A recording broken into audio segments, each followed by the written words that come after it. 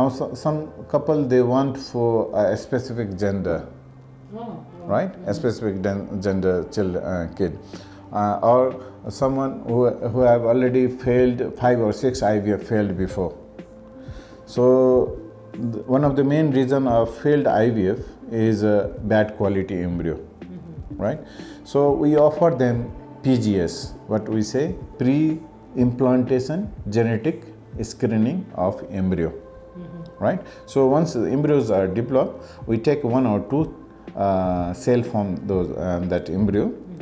Generally, we transfer 2 to 3 embryos at a time. That depends on the stage of the development of the embryo. If it is at day 3, we transfer 3. If it is a blastocyst, like day 5 embryo, then we transfer 1 or 2. Okay. So I was talking about the PGS. So we take the sample from the embryo, right? And then we do the genetic biopsy of that cell, and then we determine whether the chromosome of the makeup of that embryo is good or not, is normal or not, and what gender is of that embryo. Okay. And then we transfer that embryo in the womb lining.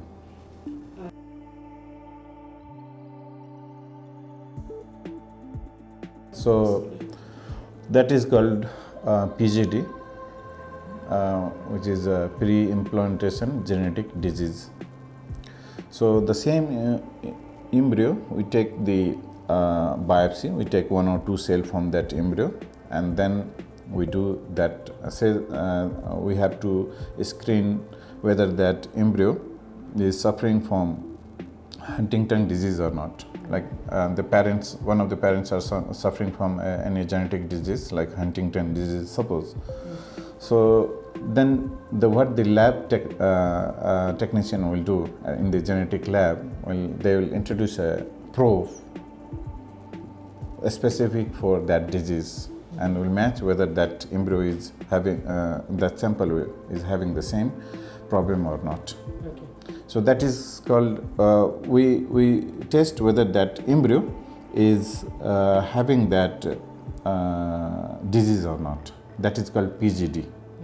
PGS is separate. PGS is just to screen whether the number of chromosomes are okay or not. PGD is to detect whether any single gene is affected with that disease or not.